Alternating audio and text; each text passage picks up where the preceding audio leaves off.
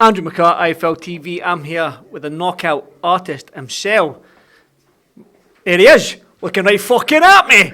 That's what I thought. So I'm stood in ring. He's looking at me fucking right at me like I'm as if to say square go. You can me. I'm not the type of cunt that goes looking for fucking bother like. But at the end of the day, I'm with the 8-ounce gloves and can have it anytime you fucking wanted. I fat into the pool cue. Well, what does the hard say? The so-called hard cunt.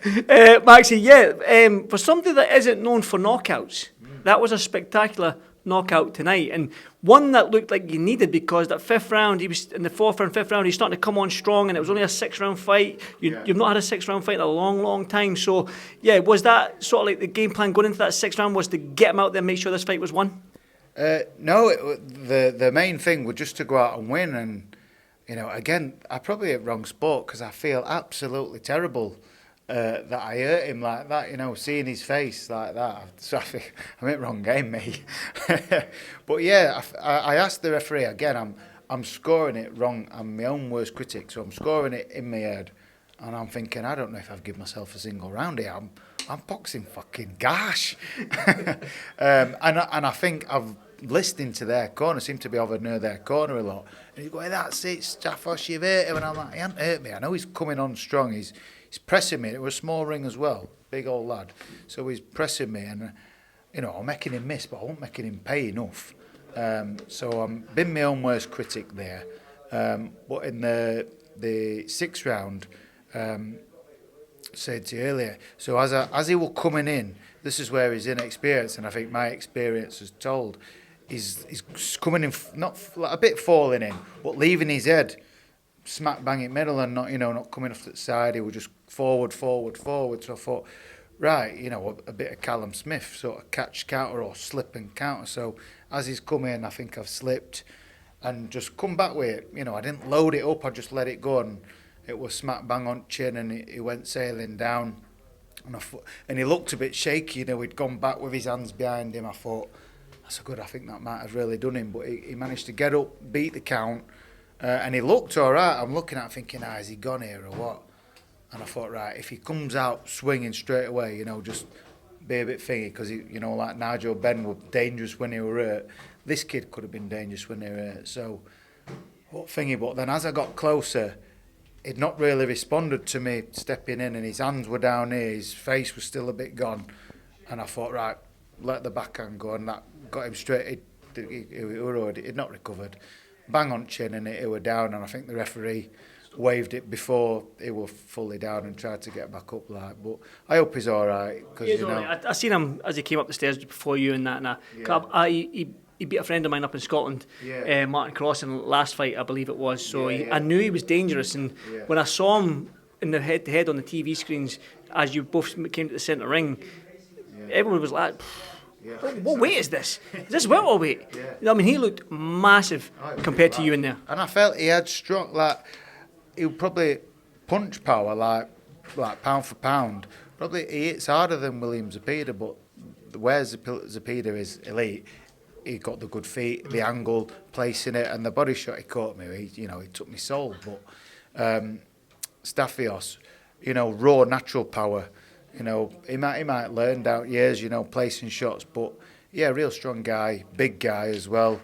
This wasn't quite at championship weight, but it was certainly a big lad in there, and I felt it. But you carry the power up there anyway. If you do decide to go up there, so we know the power's there. Yeah, Canelo, watch out, Mosh. Canelo, watch out. Well, let's talk about then.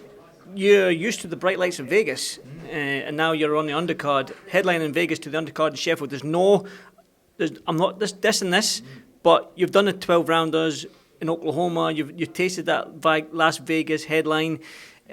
What's next for you? I'm guessing you don't want to be on another undercard. You want to headline again and get out there on these big fights. Kambosos, Zepeda, you've mentioned there before. You've won the British title and whatnot during lockdown. I remember them. So what is next for Maxi Hughes? I just want the big fights. I feel I'm at that level. It all went wrong in Vegas, and even if it went right, it could have been the same result against Zepeda because he's an elite. But I'd happily have that rematch. I've seen he's mandatory for about 3 sanctioning bodies, but he's not having his shot. I don't know why they're waiting for. So if he wants another fight, I'll be happy to have another go. But you're just the top guys. I've told my wife, I said, I've got another run in me. I'm motivated, I'm up for it.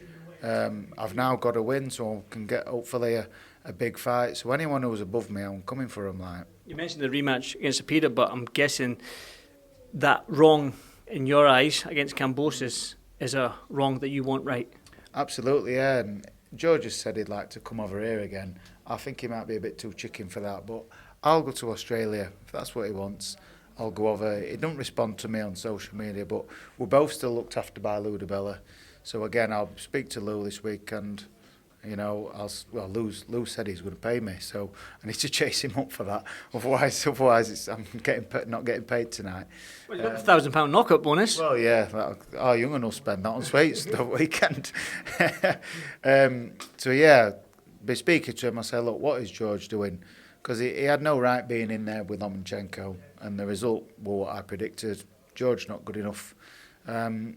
So yeah, if he's still messing about and playing at it, you know, I'll go over there and fight him, because it's something, you know, that I want to pursue again. You know, put that.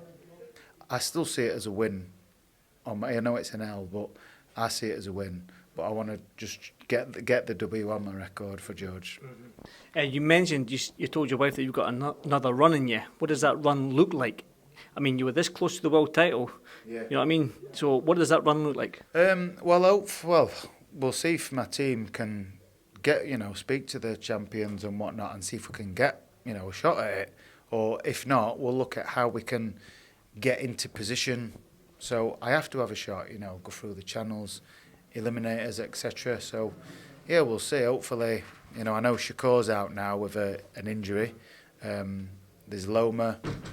Who else? There's Tanks with a different network. There's Dennis Berenchik, WBO. So any of them guys. Lightweight division is a very, very tasty division, Maxi, as you well know. Looks like you've got a couple more folk to do, Maxi. You know me, always love speaking to you, mate. And one final word on that knockout and the people that came here to support you. Again, from everybody who were in Vegas, they've now come here. Support's still there. Really grateful for the support and my sponsors. Justin from Hunters Weatherby, Tom and the team from DBG, the Stirrup Pub, the Boozer, I might sample one this weekend. Yeah. And Sean and June Spivey from Sunbelt Spas. Couldn't do it without them. And like yourself, always coming out. Always supporting. Yeah. Always supporting, Maxi. Listen, hope you get that fight, that big fight that you're after, and until the next one, brother.